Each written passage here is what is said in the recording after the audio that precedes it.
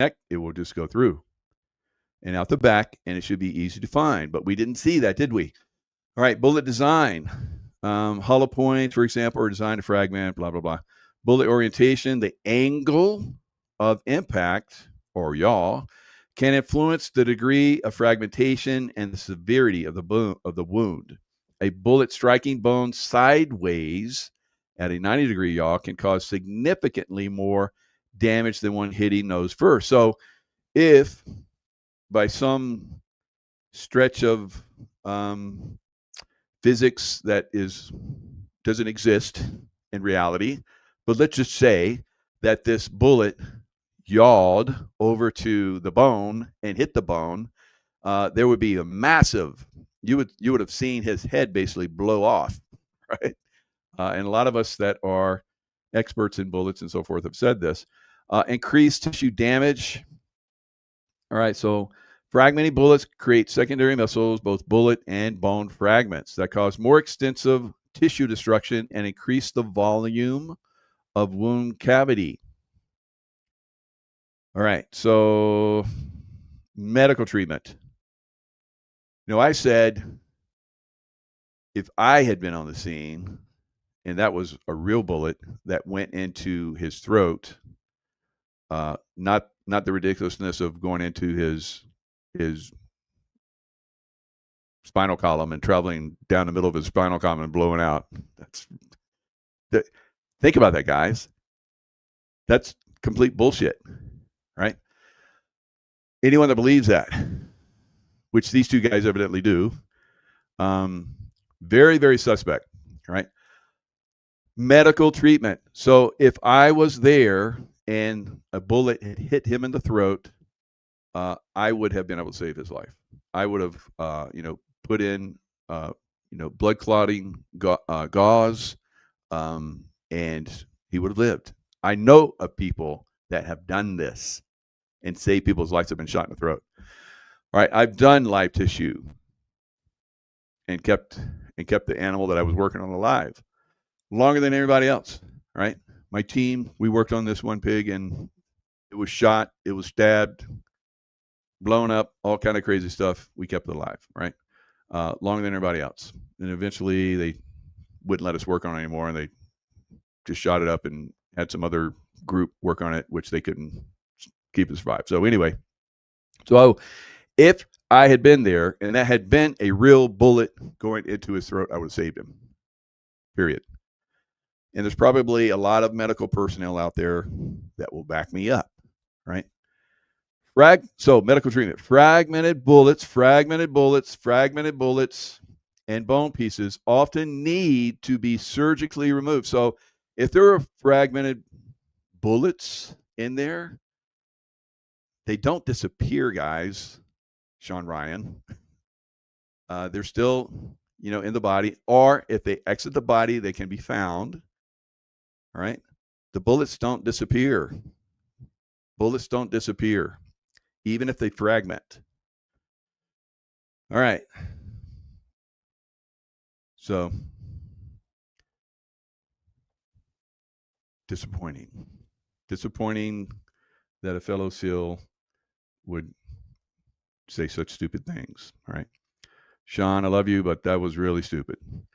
House passes bill to release Epstein files with only one no vote.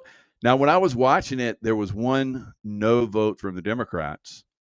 And then it got down to where there was almost like just 5 or 10 votes left, and the Democrat vote went away. And then a Republican vote said no. I was like, what? Okay. So I don't know who that one nayer is. Haven't seen that yet. But one Republican said no. Everybody else in the House said yes. So now it goes to the Senate. Senate, I think, is pretty obvious that they're going to pass it. And so all those files supposedly are going to be released. So what, Clay Higgins, Michael? S.L. Sully, you got some good info. A lot of people have been saying I should look up Clay Higgins. So Clay Higgins, I will looking him up. I will put his name. Otherwise, I will not remember. Right? Because I have about 10,000 other things going on in my life. Clay Higgins.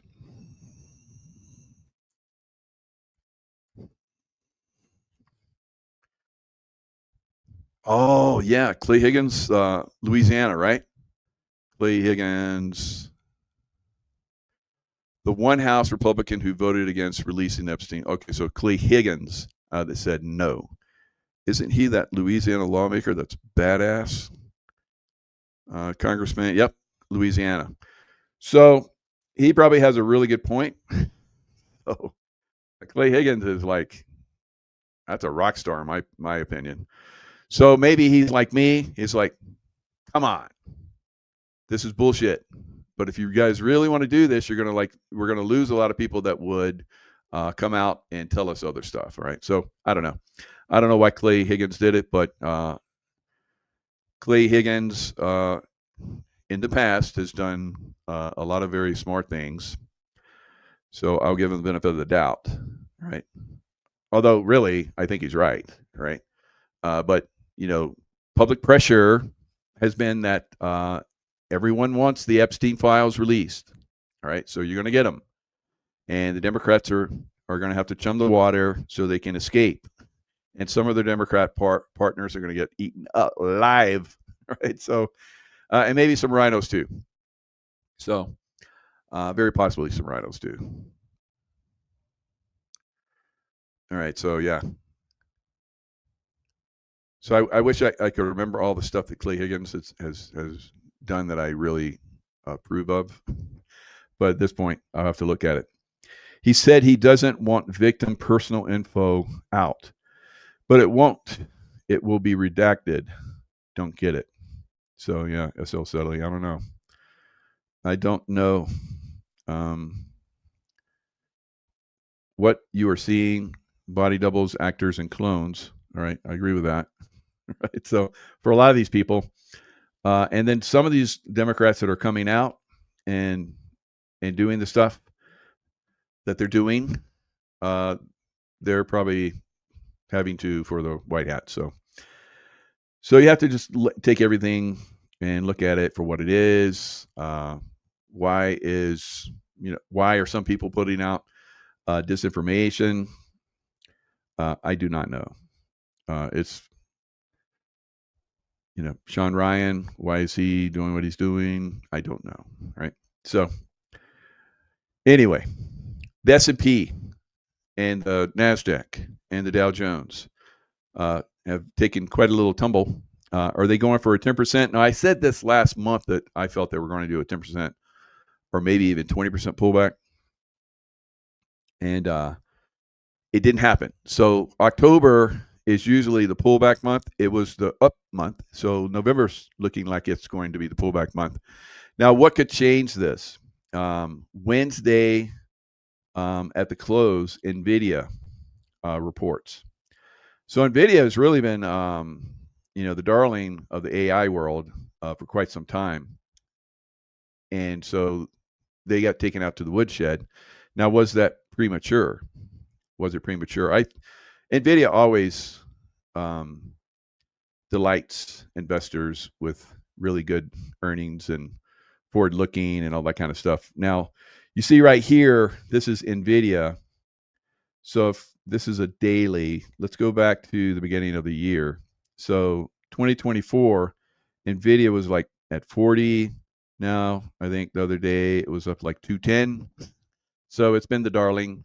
It's a .com bust that's coming, but AI is going to be the bust. Now, will NVIDIA bust Wednesday afternoon? I highly doubt it. I don't think it's time yet. The busting will come. Something will set it off. Now, if NVIDIA does disappoint for some reason tomorrow, then you will see the stock market give it up big time. And we'll see probably maybe even more than 20%. It could be the thing that's the end of the stock market, like I've been predicting. Although I think it's going to go higher at some point. This pullback will wash a lot of stuff out, and then I think it goes higher. Bitcoin is down, but Bitcoin can go back up in a day. It can go up like 5,000 a day. It's no big deal. So just watch watch this. I think it's just a temporary pullback, but eventually this thing is going to get slaughtered. So slaughtered. And the thing that could be good about that, guys, is because I know a lot of people are like, if the stock market is everything, if stock market's up, then everything's good. Stock market's down, then woe is our economy. Now we've all talked about how we're going into a quantum economy. So what could allow that to come forward? The complete destruction of this deep state economy, right? So I would be prepared for it. I know a lot of you guys still think you can benefit from it, and you can if you're a savvy investor and you're nimble. There is a possibility that you can still benefit. You can benefit from going up. You can benefit from going down. But making those calls is going to be a little bit difficult because there's massive. I've never seen such manipulation. And I saw I remember the 20 bust, and I remember the 2008 bust. This is manipulation on steroids, right? Big time. So just be careful out there. Remember, silver is the way. Silver's the way, right? Dr. Kirk Elliott, silver's the way. Now, in the future, many of us will be able to benefit from that. But in the meantime, a lot of people are antsy, right? They want their 10x in silver tomorrow. It's not going to happen that quick. It's up about 3x now. I think it has another 10x to go, maybe even more. So I think we'll probably see 10 to 1 at least. Maybe silver will be worth more than gold because silver is massive on the industrial side, whereas gold is not. Right? Gold is just gold, and it's pretty. A lot of people have talked really highly about it for thousands of years. But silver is pretty much, I think, going to be at least 10 to 1. Now we know gold is going to 5,000. Gold is probably going to 5,000. A lot of people said before the end of the year. That's highly likely and possible. But at least into next year, 5,000 and then beyond. So if at some point you get a 10 to 1, that's 500, right? So we'll probably see that and much better. So gold is not going to go to 5,000. It's going to go a lot higher. It's going to go a lot higher. Gold will go 10, 20,000 maybe. So if you're looking at 10 to 1, you're looking at pretty expensive silver, right? Yes, Janet, silver, manufacturing cost, just so many different things. Silver is used for so many different things. We've talked about this many shows, so I'm not going to go into it here. But silver and gold. That Burl Ives movie with Rudolph the Red-Nosed Reindeer. It's one of my favorite shows as a kid. I couldn't wait till Christmas came along. I used to love that. So it still touches me. It's cute. So it is definitely. I bought silver, $20 an ounce, nice. I bought silver at 17, and I bought silver at 20 and 25 and 22 and back down to 20 and back up to 25 and 30 and 32 and 40, and so I keep buying it, right? So it's so if you could, let's say that you ladies, let's say that you bought a beautiful piece of silver jewelry that you wore around your lovely neck, and you're very happy with it because it was like 10 ounces, just very, very elaborate, very beautiful. And then it went up to 10 to 1 against the gold. So you had, what was that? What would that be around your neck? That would be 5. That'd be 5, 5, 2, 2, 7, blah, blah, blah. That's like, I don't know. It'd be worth a lot. It'd be worth like 20,000 or something crazy, and you bought it for, a couple. So That'd be very happy. You'd be very happy about that, right? So I know a lot of you ladies are like, yes, just buy me silver. And in a lot of the like India, they do jewelry. They buy the like for wedding gifts and so forth. They're really into that. So that's another way you can get your silver, get the jewelry, but make sure it's not 90% or some other lower, just 100% silver, right? $300 silver soon, Brian. I think so. Probably into next year, but that's still soon. That's only like a little over a year and a half away. Probably 300, maybe sooner. If things fall apart, which they will when the economy implodes, and then maybe President Trump comes in and says, "Ha ha!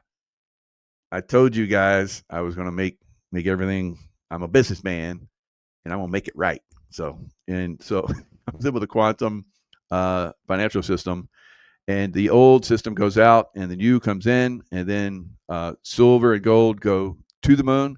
Now, why would that be? Because it basically destroys that financial system because it's built on paper, right? And that they don't have enough paper to match the gold and the silver at that point, so it collapses completely, and then we just go forward from there, right? I don't know. It sounds pretty simple to me. Maybe it will be that simple. He will make XRP right. I don't know. I don't know about XRP. I don't know about the crypto guys. Because you look at XRP, you look at the current system where they like move, do the transactions and so forth. The SWIFT system. Now the SWIFT system, I think does like hundreds of billions of dollars a day, something crazy, or maybe even more. I don't know. Will XRP be able to do that? Sure, but they say that so SWIFT. It doesn't cost anything to use the SWIFT system, but XRP is going to cost money to use and potentially. Jason Crow. It's healing. Go back. But they say that so SWIFT, it doesn't cost anything to use the SWIFT system, but XRP is going to cost money to use XRP. Because it expires. So that's going to make it more valuable.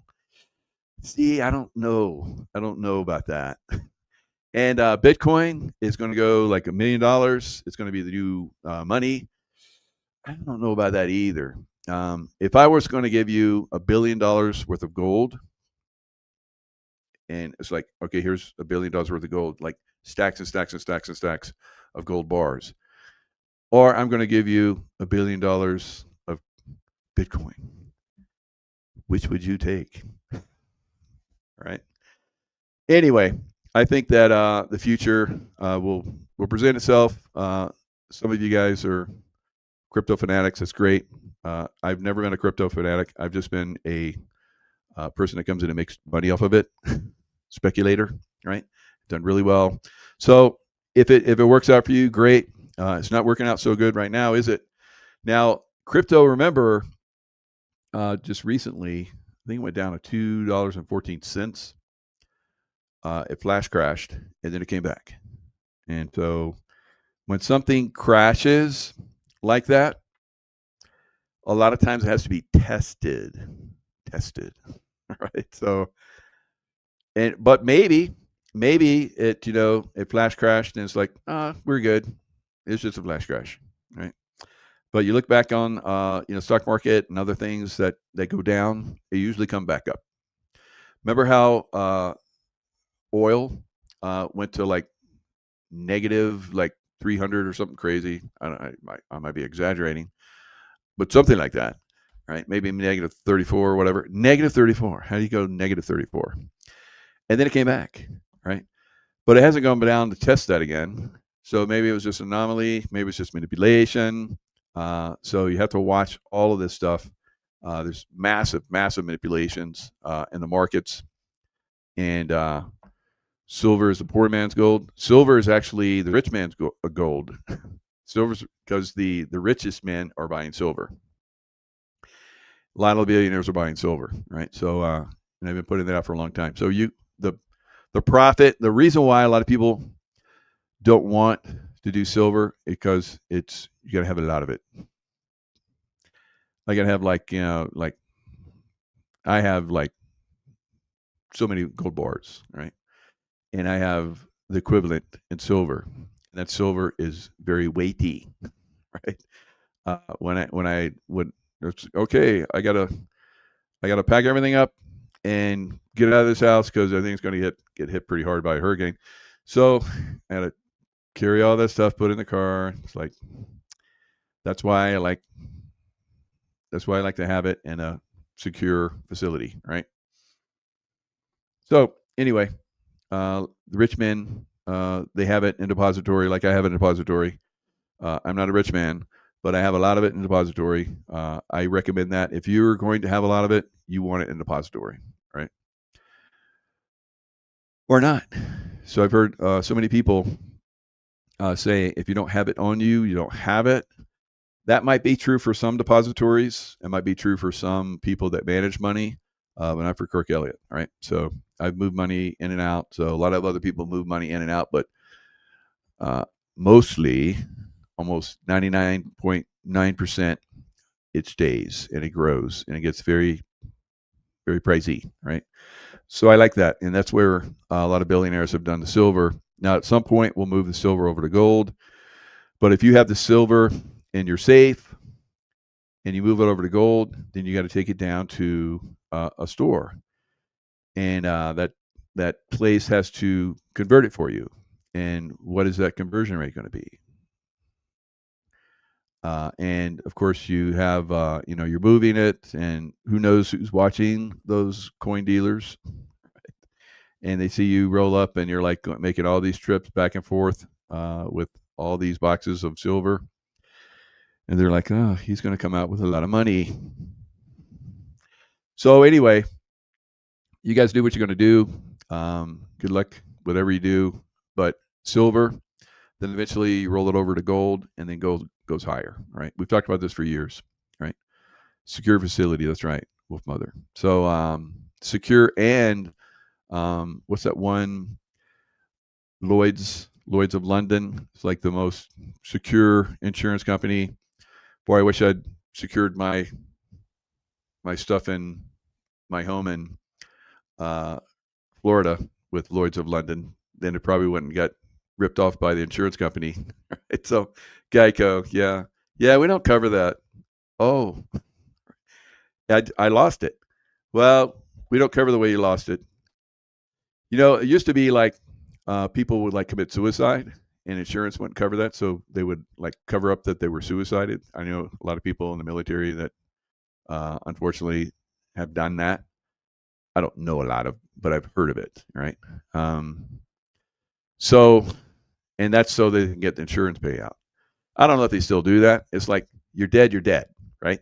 Whether you get hit by a truck, house falls on you, like Wizard of Oz type, or a bullet goes through your head, right? So, regardless, you're dead, and you've paid a lot of money to be for your beneficiaries to have money if you're dead. What does it matter how you die? See, this is the bullshit, and this is why Obamacare is full of shit. Don't get me started. Okay, I'm backing off. All right, that's enough. All right, that's enough. Yeah, insurance, another scam, absolutely. And I walked up and down the streets of my neighborhood and saw all the houses that were abandoned because no insurance, right? Although they had insurance, but the insurance wouldn't cover the losses because of this or that, right? So it is very frustrating. So people were selling their homes for as is, and they're like 4 or 5 feet up is like, the sheetrock is gone. And so somebody has to come in and repair that. The electrical outlets are all damaged and have to be repaired. And there's no appliances left because they were all destroyed. Just craziness. So the ideal thing is to just not even need it, right? I'm like, oh, so you're not going to cover all that? Because I had that. What if they don't? In the back of my mind, F it. Right. So I'm like, okay, F it. I'm moving. So I'm out of here. So that's what a lot of people have done, unfortunately, from Florida. Beautiful place. Always wanted to live there. I lived there. It was great. But as you guys can see, that beautiful lake behind me is quite enticing, quite relaxing. I never really got that from Florida. It's just high energy place, right? Right. Yeah, that's right, Edub. No more fucks to give, right? So I'm all out. I'm all out of fucks, right? So no more. I don't give a fuck, right? I'm out. So that's what we did. We just loaded up the truck and moved away from Florida. Hillbillies, that is. Swimming pools, movie stars, no more. Right? So we're in the mountains, and now we're like Hatfields and McCoys. All right, guys. Lots of love. Stay in the love vibration. I know it's funny, right, Georgia girl? But you're in New York, and Mamdani, New York. Yeah. So Georgia girl loaded up the truck and she moved wherever. All right, guys. Lots of love. Stay in the love vibration, and we'll see you guys next time.